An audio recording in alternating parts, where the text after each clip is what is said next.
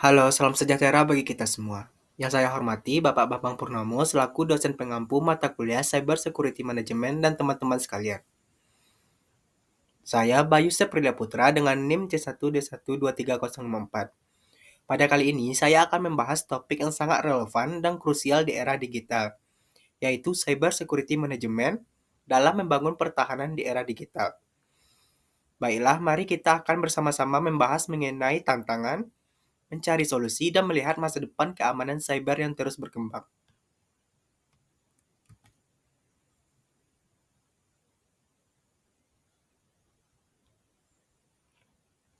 Mengapa keamanan cyber penting?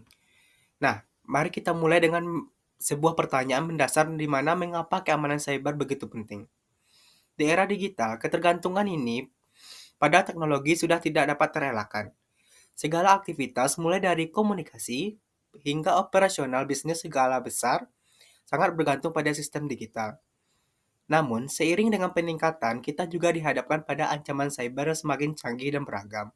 Mulai dari malware, ransomware, phishing, hingga serangan DDoS. Dampak dari serangan cyber ini tidak main-main. Kita bisa melihat bahwa kerugian finansial yang sangat besar seperti pencurian dana, biaya pemulihan sistem yang mahal, hingga denda regulasi yang berat. Lebih dari itu, reputasi sebuah organisasi bisa hancur mengakibatkan hilangnya kepercayaan pelanggan dan investor. Oleh karena itu, perlindungan aset digital mulai dari data pribadi, data keuangan, kekayaan intelektual, hingga infrastruktur kritis yang menjadi sangat esensial. Selain itu, kepatuhan terhadap regulasi perlindungan data seperti GDPR ataupun HIPAA bukan lagi lah pilihan, melainkan keharusan untuk memahami sanksi hukum. Namun, pada akhirnya, dengan membangun keamanan cyber yang kuat, kita tidak hanya melindungi diri, tetapi juga membangun fondasi kepercayaan yang tidak ternilai dari pelanggan dan mitra kita.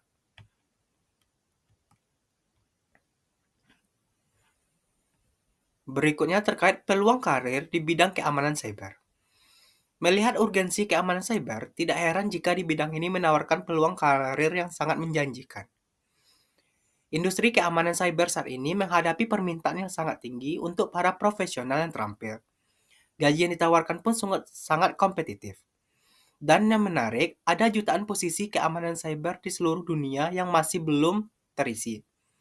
Ini menunjukkan bahwa betapanya luasnya peluang karir di bidang ini. Keamanan cyber adalah bidang yang terus berkembang, menawarkan banyak kesempatan untuk spesialisasi dan kemajuan karir. Karena lanskap ancaman yang selalu berubah membutuhkan inovasi dan keahlian yang baru. Berikut terkait perlindungan data pribadi. Salah satu aspek krusial dari keamanan cyber adalah perlindungan data pribadi. Berdasarkan draft RUU PDP, data pribadi adalah setiap data tentang kehidupan seseorang yang teridentifikasi ataupun dapat diidentifikasi, baik secara langsung maupun tidak langsung, melalui sistem elektronik maupun non-elektronik. Ada pula data pribadi yang bersifat sensitif, yang memerlukan perlindungan khusus seperti data agama, kesehatan, hingga keuangan pribadi. Bahkan, undang-undang administrasi pun juga secara spesifik melindungi data penduduk seperti nomor KK, NIK, tanggal lahir, dan informasi sensitif lainnya. Perlindungan data ini sangat fundamental untuk menjaga privasi individu, memastikan kepatuhan hukum, dan mencegah penyalahgunaan informasi yang dapat merugikan.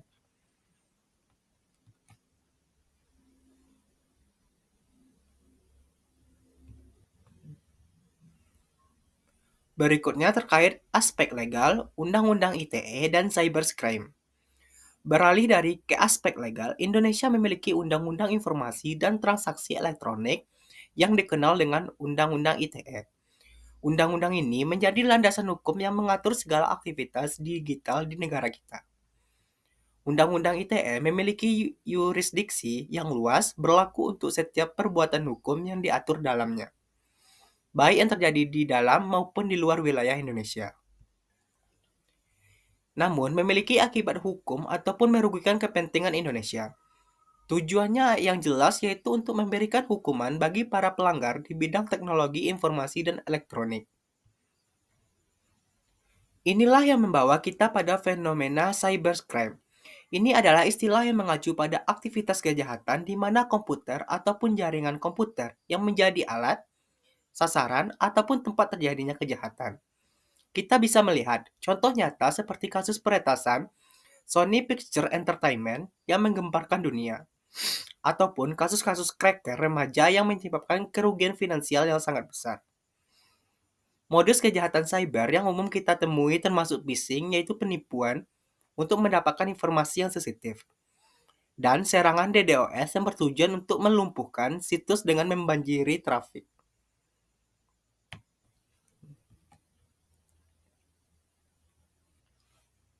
Berikutnya terkait data center recovery, yaitu menjaga keberlanjutan bisnis.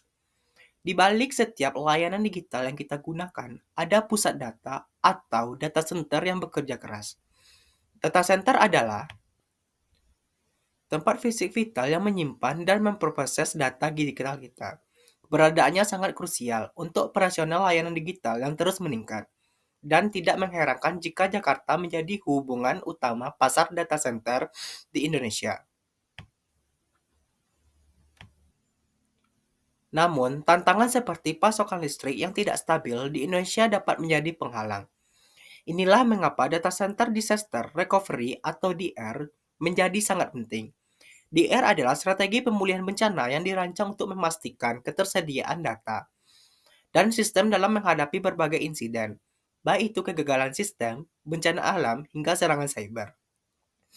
Konsepnya melibatkan replika data antara situs reproduksi dan situs pemulihan.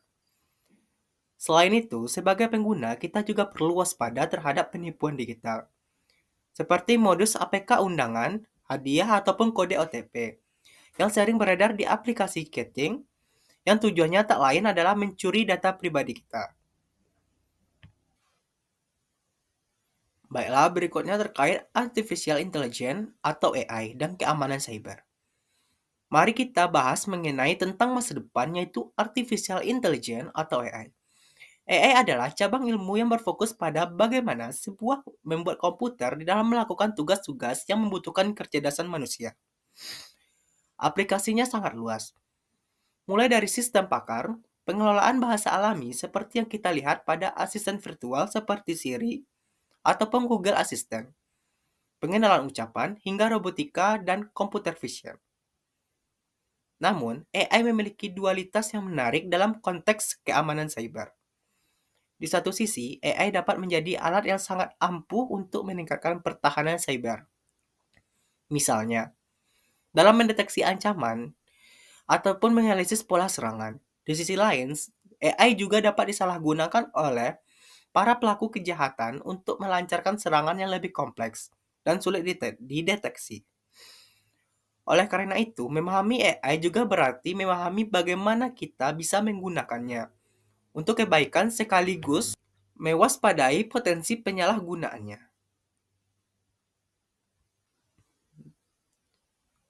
Risiko dan keamanan.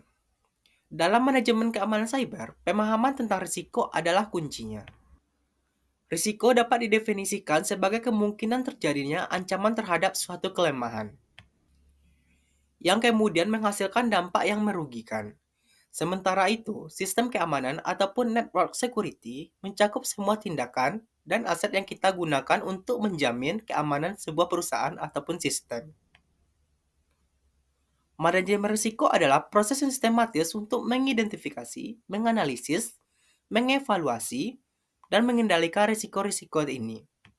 Risiko tersebut dapat diklasifikasikan menjadi beberapa jenis seperti hazard risk, misalnya kebakaran, financial risk seperti inflasi, strategi risk seperti kompetisi, dan operational risk termasuk ancaman keamanan cyber.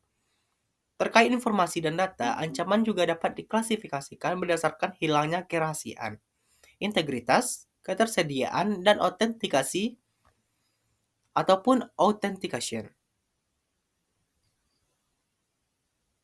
Analisis risiko dalam keamanan cyber. Filosofi mencegah lebih baik daripada memperbaiki. Sangat relevan dalam keamanan cyber. Inilah mengapa analisis risiko menjadi sangat penting.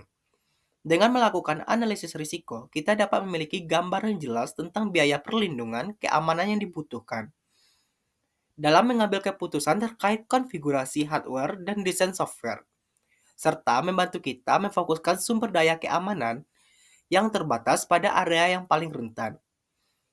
Analisis risiko juga memungkinkan kita untuk memperkirakan aset mana yang paling rawan terhadap ancaman dan menentukan solusi kontrol yang paling tepat untuk mitigasi.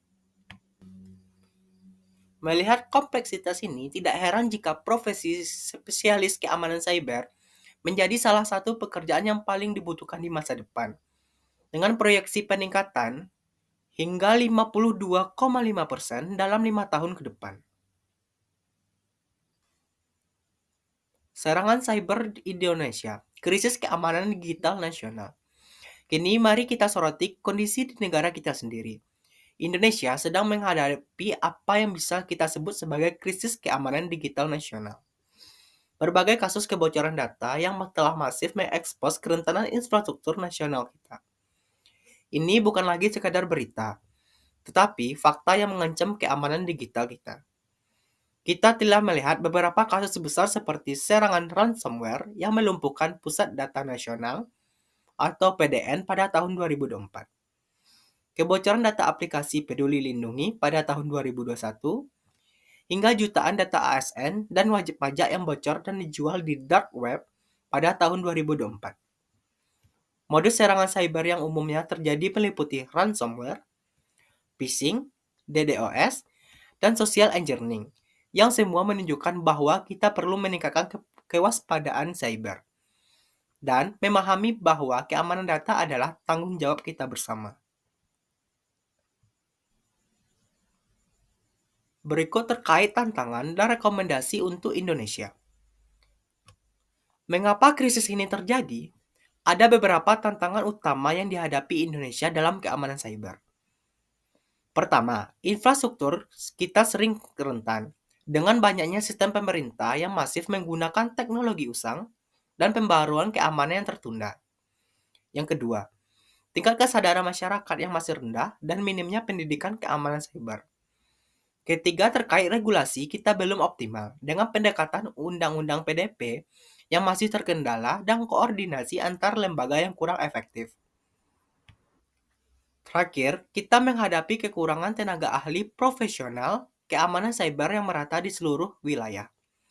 Namun, harapan dan rekomendasi untuk penguatan keamanan cyber kita perlu berinvestasi pada infrastruktur keamanan modern, mengalokasikan anggaran memadai, dan memprioritaskan pembaruan berkelanjutan. Edukasi keamanan cyber harus dilakukan secara menyeluruh, tidak hanya untuk personel pemerintah dan swasta, tetapi juga untuk masyarakat umum. Kolaborasi multipihak antara pemerintah, swasta, dan akademisi sangat penting untuk membangun keamanan ekosistem keamanan cyber nasional yang kokoh.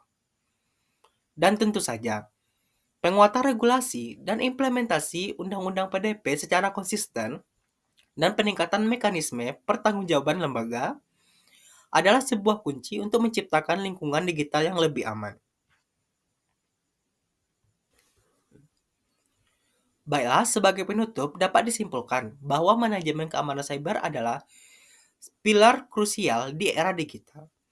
Ini bukan sekedar biaya yang harus dikeluarkan, melainkan sebuah investasi strategis yang vital untuk melindungi aset berharga, menjaga keberlanjutan bisnis, serta membangun dan mempertahankan kepercayaan publik.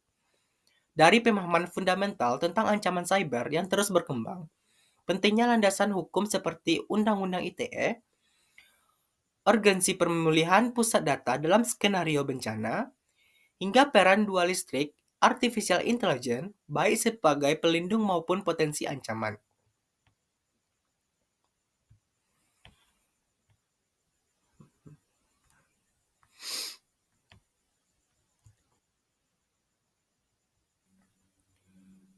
Kasus-kasus kebocoran data yang terjadi di Indonesia semakin menggarisbawahi kerentanan yang ada. Secara tegas meningkatkan kita bahwa keamanan cyber adalah tanggung jawab kolektif. Hal ini menuntut kita untuk terus berinvestasi pada infrastruktur yang tangguh, meningkatkan kesadaran seluruh pihak, mengimplementasikan regulatif yang efektif, dan memperkuat kolaborasi antara semua pemangku kepentingan. Dan dengan demikian, penguatan keamanan cyber adalah langkah esensial untuk menghadapi tantangan masa depan dan memastikan bahwa stabilitas serta pertumbuhan di lanskap digital yang terus berkembang.